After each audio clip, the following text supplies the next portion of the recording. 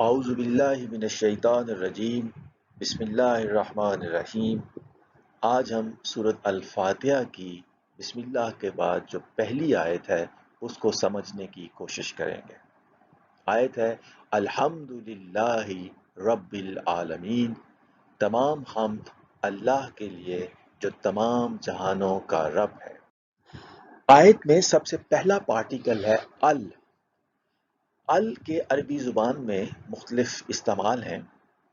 سب سے جو عام استعمال ہے ال کا، اس کو کہا جاتا ہے لام تعریف یا ال تعریف والا۔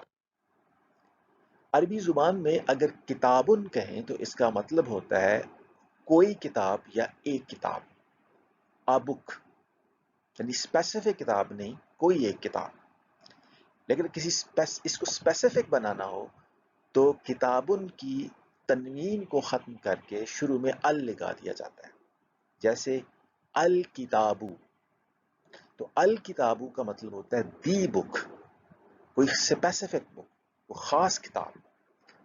تو الکتابو میں جو ال ہے یہ لام تعریف ہے، یعنی یہ اس میں نکرہ کو اس میں معرفہ میں اس نے تبدیل کر دیا ہے۔ عربی زبان میں ال کا ایک اور استعمال ہے جس کو کہا جاتا ہے لام جنس، اور یہ جو ال ہے یہ پوری کی پوری سپیشیز یا کلاس یا جینس کو ریپرزینٹ کرتا ہے۔ مثال کے طور پہ ایک آیت ہے خلق الانسان ضعیفا، انسان ضعیف پیدا کیا گیا ہے۔ تو اس میں کوئی اسپیسیفک انسان کی بات نہیں ہو رہی کہ پوری بنی نوع انسان میں کوئی خاص ایک فرد ہے جو ضعیف پیدا کیا گیا ہے، ایسا نہیں، بلکہ انسان ایز اے اسپیشیز جو ہے اس کو ضعیف پیدا کیا گیا ہے۔ تو human beings were created weak. تو اسی طریقے سے جو الحمدو میں ال ہے، یہ ال بھی جینس کا ہے، لام جنس ہے، جس کا مطلب ہے تمام حمد، ہر طرح کی حمد، یعنی ٹوٹیلٹی آف حمد and totality of all characteristics of حمد۔ تو الحمدللہ رب العالمین والی آیت میں جو شروع میں ال آ رہا ہے، اس کا مطلب ہے تمام حمد یا ہر طرح کی حمد۔ لفظ حمد میں تین مختلف چیزوں کا تاثر پایا جاتا ہے۔ پہلی چیز ہے تحسین، یعنی حسن و خوبی بیان کرنا، دوسری ہے ستائش یعنی سراہنا، اور تیسری ہے شکر بجا لانا یعنی پریز، ایڈمریشن اور گریٹیٹیوڈ یا اپریسیشن۔ تو ان تینوں چیزوں کے مجموعے کا نام ہے حمد۔ عربی زبان میں تحسین و ستائش کے لیے مختلف الفاظ آتے ہیں، جیسے مدح کا لفظ بھی استعمال ہوتا ہے اور ثنا کا لفظ بھی استعمال ہوتا ہے، لیکن حمد کا لفظ خاص ہے جس میں مختلف خصوصیات پائی جاتی ہیں۔ سب سے پہلی خصوصیت حمد کی یہ ہوتی ہے کہ جن اوصاف یا جن افعال کی بنا پہ کسی کی حمد کی جا رہی ہو، وہ اوصاف یعنی صفات یا افعال حقیقت پر مبنی ہو، حقیقت میں موجود ہو، وہ فرضی یا فریب تخیل نہ ہو۔ لفظ حمد کی دوسری خصوصیت یہ ہے کہ جن اوصاف یا افعال کی بنا پہ کسی کی حمد کی جا رہی ہے وہ اختیاری طور پہ سرزد ہوں اور ذاتی کمال پر مبنی ہوں، کسی دوسرے سے مستعار لیے ہوئے نہ ہوں یا کسی دوسرے کی عطا نہ ہو۔ مثال کے طور پہ اگر کسی شخص میں پیدائشی طور پہ کچھ خصوصیات موجود ہیں جو اللہ کی دین ہے، تو ان خصوصیات کی بنا پہ کسی کی مدح تو کی جا سکتی ہے لیکن اس کی حمد نہیں کی جا سکتی۔ حمد کے لیے ضروری ہے کہ اوصاف یا افعال ذاتی کمال پہ مبنی ہوں۔ لفظ حمد کی تیسری خصوصیت یہ ہے کہ جن اوصاف یا افعال کی بنا پہ حمد کی جا رہی ہے وہ دوسروں کے لیے منفعت بخش ہوں۔ مثال کے طور پہ اگر کوئی چیز بہت ہی خوبصورت ہے لیکن اس کا کسی دوسرے کو کوئی فائدہ نہیں ہے تو اس چیز کی مدح تو کی جا سکتی ہے لیکن اس کی حمد نہیں کی جا سکتی۔ لفظ حمد کے لیے ضروری ہے کہ جس صفت یا فعل کی بنا پہ حمد کی جا رہی ہو وہ دوسروں کے لیے منفعت بخش ہو۔ لفظ حمد کی چوتھی خصوصیت یہ ہے کہ جو حمد و ستائش اور شکر بجا لانے والا شخص ہے وہ لائق حمد اوصاف و افعال کے بارے میں ذوق سلیم رکھتا ہو. یعنی اگر کسی بندے میں سینس آف استھیٹک ہی نہیں ہے یا سینس آف اپریسیشن ہی نہیں ہے، خوبصورتی کو یا خوبی کو یا حسن کو اپریشیٹ کرنے کا ذوق ہی نہیں ہے، تو وہ صحیح حمد کرنے سے قاصر رہے گا. حمد کی پانچویں خصوصیت یہ ہے کہ حمد و ستائش اور شکر بجا لانے والا لائق حمد اوصاف اور افعال کے بارے میں صحیح فہم اور ادراک رکھتا ہوں. مثال کے طور پہ ہر چیز کا ایک استھیٹک پہلو ہوتا ہے اور ایک فنکشنل پہلو ہوتا ہے. اللہ تعالیٰ نے یہ کائنات بنائی ہے، اس میں بے شمار چیزیں بنائی ہیں، ان میں استھیٹک پہلو بھی ہیں اور فنکشنل پہلو بھی ہیں. اگر فنکشنل پہلو کا کوئی فہم یا ادراک ہی نہیں رکھتا تو اس کے دل سے پرخلوص تحسین و ستائش کے جذبات نکل ہی نہیں سکتے، بہت مشکل ہے کہ نکلے. تو چنانچہ ضروری ہے کہ حمد و ستائش و شکر بجا لانے والا لائق حمد اور جو اوصاف ہیں اور جو افعال ہیں ان کے بارے میں فہم اور ادراک رکھتا ہو.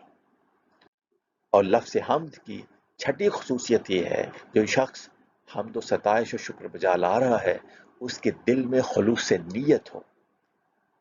منافقت سے کی ہوئی تعریف یا تحسین یا دکھاوے یا تصنع یا بناوٹ سے کی گئی تحسین و ستائش کو مدح تو کہہ سکتے ہیں لیکن حمد نہیں کہہ سکتے. حمد صرف اسی تحسین و ستائش کو کہیں گے جس میں خلوص نیت ہو. اسی طریقے سے حمد کی ساتویں خصوصیت یہ ہے کہ جو شخص حمد و ستائش اور شکر بجا لا رہا ہے اس کے دل میں عجز و انکسار ہو، ہیوملٹی اور سبمسونیس ہو. خاص طور پہ جو اللہ کے لیے حمد کی جاتی ہے اس کو بجا لانے والے کے دل میں عجز و انکسار ہونا لازمی ہے. اور حمد کی آٹھویں اور آخری خصوصیت یہ ہے کہ جو شخص حمد و ستائش اور شکر بجا لا رہا ہے اس کے دل میں لائق حمد ہستی کے لیے تعظیم اور احترام ہو. اور اگر اس کے دل میں تعظیم اور احترام نہ ہو تو حمد کا تقاضا پورا نہیں ہوتا.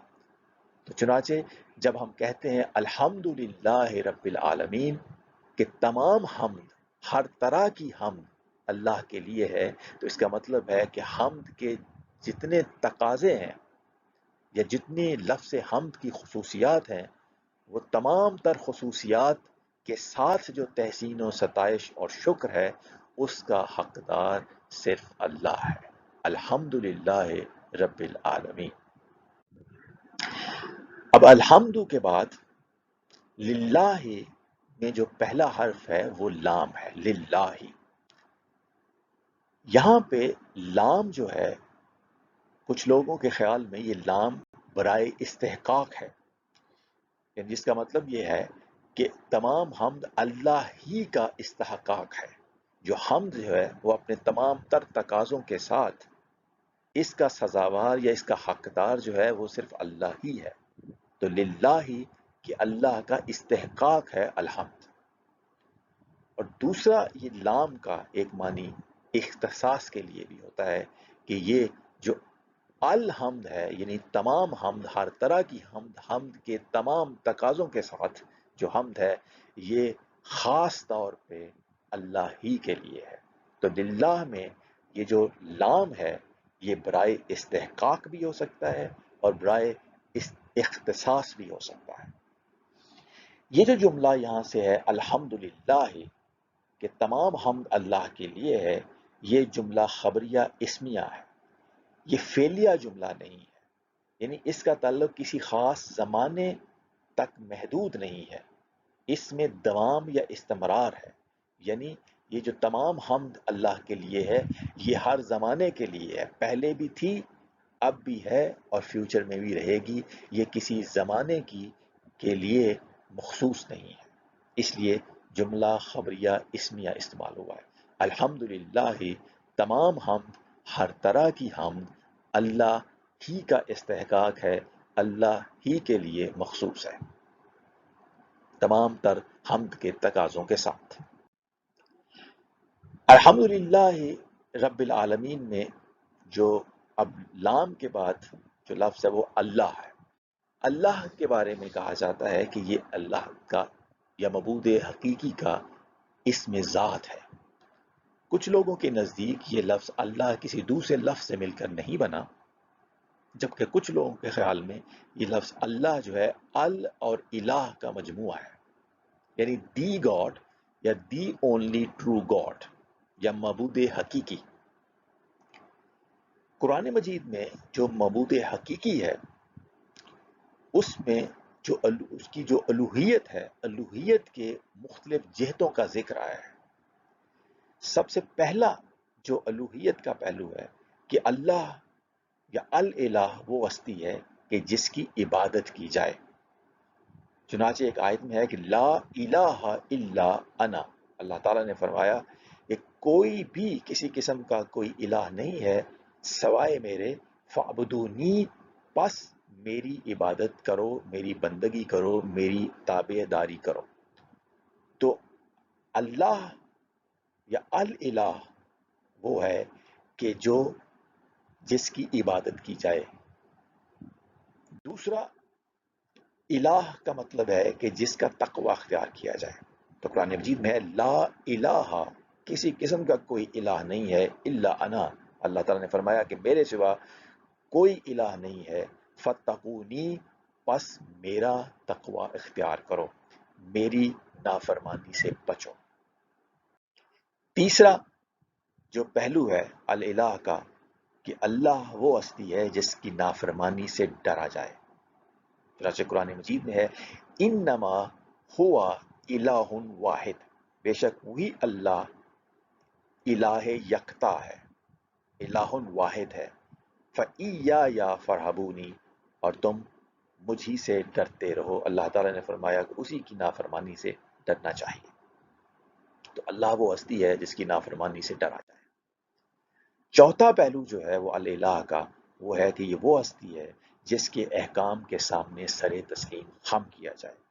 چنانچہ ایک آیت ہے کہ فَإِلَٰهُكُمْ إِلَٰهٌ وَاحِدٌ، سو تمہارا الہ واحد ہے، فَلَهُ أَسْلِمُوا، پس اسی کے سامنے سر تسلیم خم کرو، اسی کے سامنے جھک جاؤ، اسی کے فرما بردار بن جاؤ۔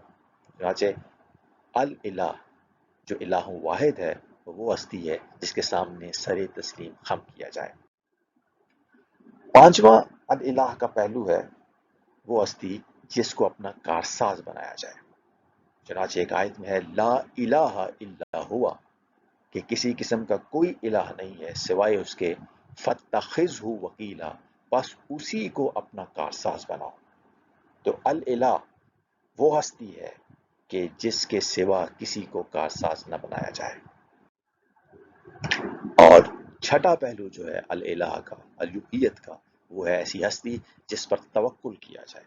چنانچہ قرآن مجید میں ہے لا الہ الا ہوا، اللہ لا الہ الا ہوا، کہ اللہ ہی الہ ہے، اس کے سوا کوئی الہ نہیں، وعلی اللہ فلیتوکل المؤمنون، اور اللہ ہی پر ایمان والوں کو بھروسہ کرنا چاہیے۔ تو اللہ وہ ہستی ہے جس پر توکل کیا جائے۔ الہ کا ساتواں پہلو یہ ہے کہ الہ وہ ہستی ہے کہ جسے مصیبت میں پکارا جائے، جس سے دعا کی جائے۔ هو الحی لا الہ الا ہوا فادعوہ مخلصین لہ الدین، وہی زندہ ہے، اس کے سوا کوئی الہ نہیں، بس تم اسی کو پکارا کرو، اس کے لیے طاعت و بندگی کو خالص رکھتے ہوئے۔ الحمدللہ کے بعد اللہ تعالیٰ کی جو صفت بیان ہوئی ہے وہ ہوئی ہے رب العالمین، کہ تمام حمد اس اللہ کے لیے ہے جو العالمین کا رب ہے، جو تمام جہانوں کا رب ہے۔ رب بھی بہت ہی کمپریہنسو لفظ ہے، اور اس میں کم از کم 5 مختلف جہتیں ہوتی ہیں۔ سب سے پہلی جو جہت ہے یا ایسپیکٹ ہے لفظ رب کا، وہ ہے کہ وہ ہستی کہ جس کی اونرشپ اور پوزیشن ہو، یعنی جو مالک ہو کسی چیز کا. The one having ownership and possession.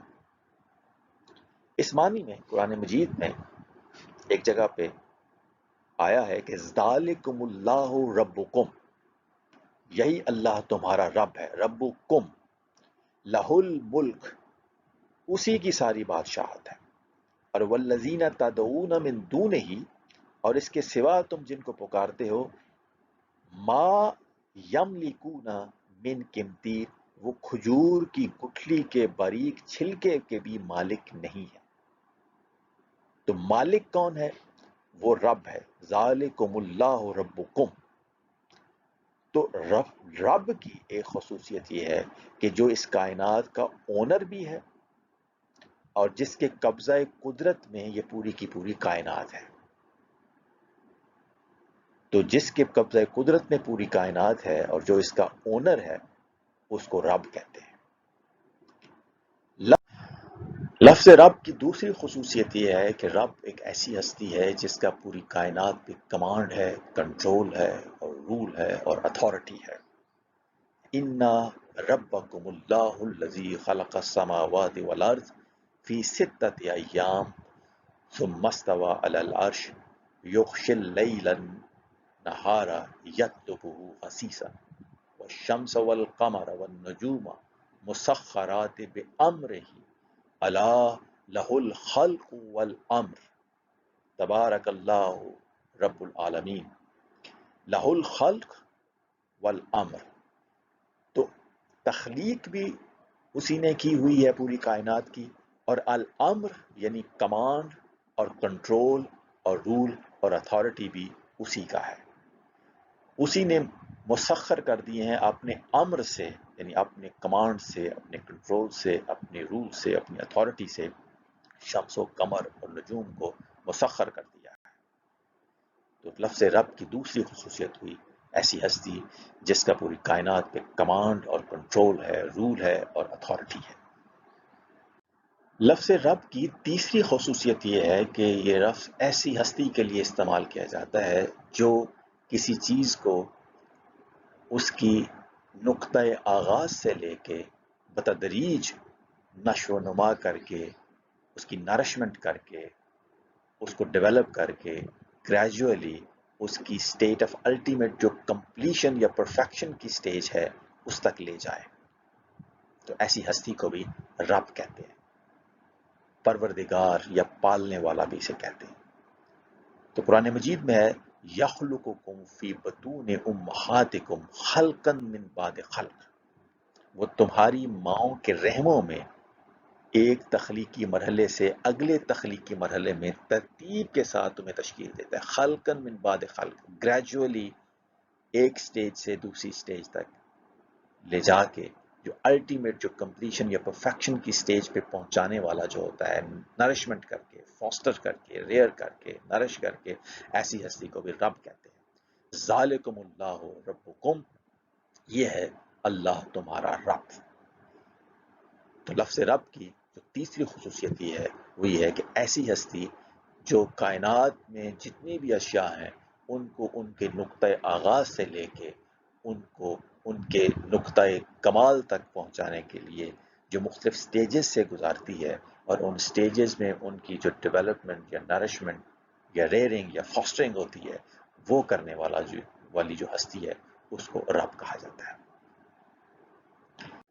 اور لفظ رب کی چوتھی خصوصیت یہ ہے کہ یہ ایسی ہستی ہوتی ہے جو تدبیر امور کرتی ہے، یعنی اس میں کائنات میں جتنی چیزیں ہیں اور جتنے معاملات ہیں ان کو ان کی رائٹ اور پراپر سٹیٹ میں جو ہے جس نے برقرار یا مینٹین رکھا ہوا ہے یا سسٹین رکھا ہوا ہے by perfect management and regulation, ایسی ہستی کو عربی میں رب کہا جاتا ہے.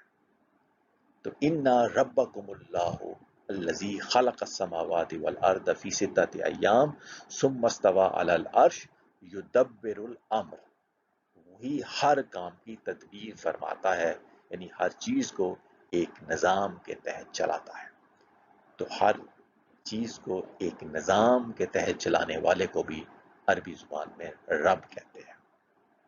اور لفظ رب کی پانچویں اور آخری خصوصیت یہ ہوتی ہے کہ ایسی ہستی جو کلیکٹ یا کانگریگیٹ کرے لوگوں کو اپنی طرف، جس کے اوپر یا جس کی وجہ سے لوگ ایک نقطے پہ جمع ہو سکیں، یا جو لوگوں کو ایک نقطے پہ جمع کرنے والا ہو. چنانچہ ہے ربنا انکا جامع الناس لیوم لا ریب فیہ ان اللہ لا یخلف المیعاد. اے ہمارے رب، بے شک تو اس دن کہ جس میں کوئی شک نہیں سب لوگوں کو جمع فرمانے والا ہے. الحمدللہ رب العالمین میں جو آخری لفظ ہے وہ ہے العالمین، جو العالم کی جمع ہے. یہ لفظ علم سے نکلا ہے، اور اگر لام کے نیچے زیر ہو عالم تو اس کا مطلب ہوتا ہے علم رکھنے والا، the one possessing the attribute of علم.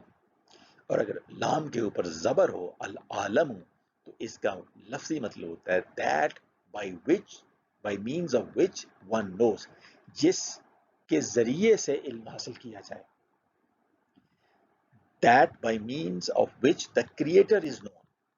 تو عالم وہ چیزیں ہیں، وہ جہان ہیں جن کے ذریعے سے جو کریٹر کے بارے میں نالج حاصل کیا جا سکے. تو جو کریٹر ہے وہ اللہ ہے. تو اللہ کے بارے میں اگر علم ہم نے حاصل کرنا ہے تو یا تو اس کی بنایا ہوا جو عالم ہے اس کے اوپر غور و خوض کر کے، اس کی آیات کے اوپر تدبر کر کے ہم اللہ کو پہچان سکتے ہیں، یا جو اللہ تعالیٰ نے جو ہمیں قرآن دیا ہے اس میں جو آیات ہیں اس کے اوپر تفکر کر کے ہم اللہ تعالیٰ کو پہچان سکتے ہیں. تو جو کائنات ہے اس کو وہ اللہ کا کام ہے یا ورک آف گاڈ ہے، اور یہ جو قرآن ہے یہ اللہ تعالیٰ کا کلام ہے یعنی ورڈ آف گاڈ ہے. تو اللہ کو پہچاننے کے لیے ہمارے پاس یہ دو ہی ذرائع آج کل موجود ہیں. نبوت ختم ہونے کے بعد ہم میں سے کوئی انسان بھی ڈائریکٹلی اللہ تعالیٰ سے کوئی تعلق جو ہے وہ پیدا نہیں کر سکتا. اب اللہ تعالیٰ سے تعلق پیدا کرنے اور اللہ تعالیٰ کو پہچاننے کے دو ہی بڑے ذرائع ہیں. ایک عالم جس کے ذریعے سے اس کا علم حاصل کیا جا سکے جو اس عالم کا خالق ہے، اور دوسرا اللہ تعالیٰ کا کلام یعنی اس کی کتاب القرآن. تو دونوں میں اللہ تعالیٰ کی نشانیاں ہیں. مثال کے طور پہ کائنات میں جو اللہ تعالیٰ کی نشانی ہے اس کے بارے میں اللہ تعالیٰ نے فرمایا ہے کہ وَمِنْ آیَاتِهِ خَلْقُ السَّمَاوَاتِ وَالْأَرْضِ، کہ خلق السماوات والارض میں اللہ تعالیٰ کی آیات ہیں. تو اللہ تعالیٰ تک پہنچنے کی جو نشانیاں ہیں یا اللہ تعالیٰ کو پہچاننے کی کچھ نشانیاں ہیں وہ تخلیق سماوات و ارض میں بھی ہیں، کائنات میں بھی ہیں یعنی عالم میں بھی ہیں، عالمین میں بھی ہیں. اور دوسری اللہ تعالیٰ کو پہچاننے کی جو نشانیاں ہیں اور اس کی جو صفات کو ہم جان سکتے ہیں وہ قرآن مجید کے تھرو جان سکتے ہیں. تو یہ دو ہی ذرائع ہیں اگر ہم اللہ تعالیٰ کو پہچاننا چاہتے ہیں. تو عالمین ہے تمام جہان. اب دنیا میں اس کائنات میں پتہ نہیں کتنی دنیایں ہیں، تمام دنیاؤں کا جو رب ہے وہ ہے جس کے لیے تمام حمد ہے. تو جو پوری آیت ہے یہ کہتی ہے کہ تمام حمد، ہر طرح کی حمد اس اللہ کے لیے ہے کہ جو جتنے جہان ہیں ان جہانوں کا مالک بھی ہے، اونر بھی ہے، ان کا انتظام چلانے والا بھی ہے. ان میں سے جو ہر چیز ہے، ہر چیز کو اس سے نقطۂ آغاز سے لے کے اس کی الٹیمیٹ پرفیکشن سٹیج تک پہنچانے والا بھی ہے، اس کی تدبیر امور کرنے والا بھی ہے، اور پھر آخر کار تمام انسانوں کو ایک جگہ جمع کرنے والا بھی ہے. تو وہ ہستی ایسی ہے کہ جو اس لائق ہے کہ جس کی حمد کی جائے.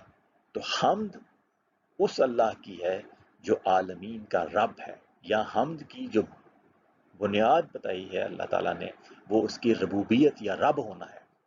تو رب ایک بہت ہی کمپریہنسو ورڈ ہے. تو رب جو عالمین کا رب ہے وہ استحقاق رکھتا ہے کہ تمام حمد اسی کی جائے.